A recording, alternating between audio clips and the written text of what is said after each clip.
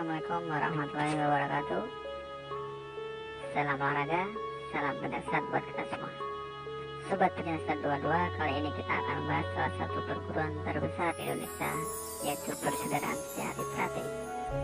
Setiap perguruan pasti mempunyai dasar-dasarnya masing-masing, punya asal mulanya masing-masing, ada sejarahnya.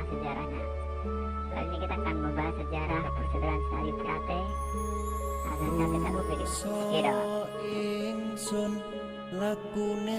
Pada tahun 1903 di Kampung Tambak Gringsing, Surabaya, Ki Ageng Surodiryo meletakkan dasar bagi gaya pencaksilat Setiahati.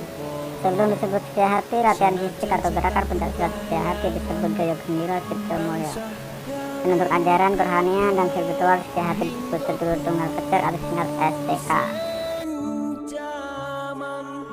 Pada tahun 1912, Ngawi Surodiryo berhenti bekerja karena merasa kecewa disebabkan seringkali atasannya tidak menepati janji. Setelah keluar dari pekerjaannya, beliau pergi ke Tegal tahun 1914. Ngawi Surodiryo kembali ke Surabaya dan bekerja di buatan kereta api Kalimas. Dan tahun 1915 pindah ke bengkel kereta api Madiun. Di sini beliau mengaktifkan lagi persaudaraan yang telah dibentuk di Surabaya, yaitu Sedulur Tunggal Kecer. Pada tahun 1917, nama-nama tersebut disesuaikan dengan keadaan zaman, diganti menjadi nama Persaudaraan Setiahati. Salah satu murid Ngawi Surodiryo yang militan dan cukup tangguh, yaitu Ki Hajar Harjoutomo, mempunyai pendapat perlunya suatu organisasi untuk mengatur dan menertibkan personil maupun materi pelajaran Setiahati. Untuk itu, beliau memohon doa restu kepada sang guru Ki Ngawi Surodiryo. Karena menurut pendapat beliau, hal-hal seperti itu adalah tugas dan kewajiban anak muridnya, sedangkan tugas beliau hanyalah menurunkan ilmu Setiahati.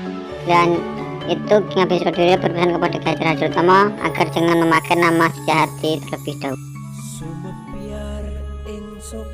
Setelah mendapat izin dari Ki Ngawi Surodiryo, Ki Hajar Harjoutomo pada tahun 1922 mengembangkan ilmu Esa dengan nama Pencak Silat Klub atau PSC. Karena Ki Hajar Harjoutomo adalah orang Esa dan ilmu yang dihasilkan juga ilmu Esa, maka lama-kelamaan beliau merasa kurang seret mengembangkan ilmu Esa dengan memakai nama lain, bukan nama Esa.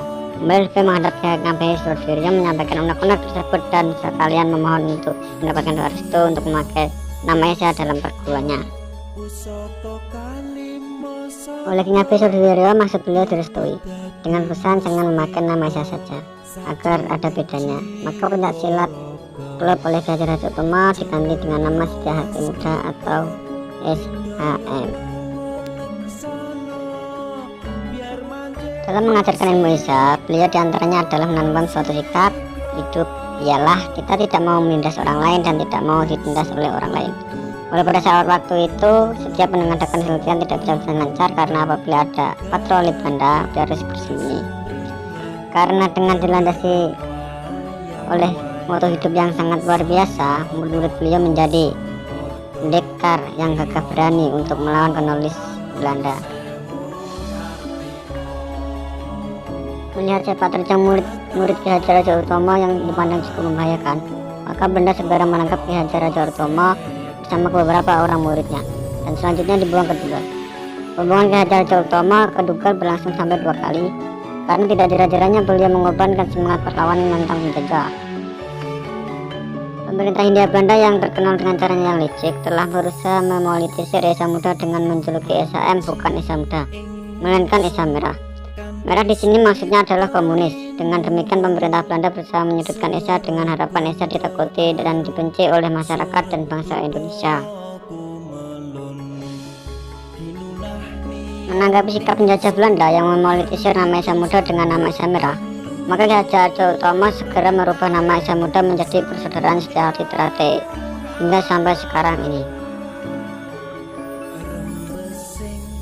Ya, itulah asal mulanya terbentuk atau berdirinya Persaudaraan Setiahati Teratai, yang dimana didirikan di Madiun, khususnya di Bilangbangau. Sebagai pendekar PSHT, kalian harus bangga karena PSHT sekarang sudah begitu besar di Indonesia, bahkan disegani, bahkan sudah sampai mendunia. sudah menerbitkan bibit-bibit unggul sebagai atlet-atlet pencaksilat yang mengharumkan nama bangsa Indonesia ini. Sekian dari kami, pecinta silat 22, salam olahraga, salam pencaksilat. Assalamualaikum warahmatullahi wabarakatuh.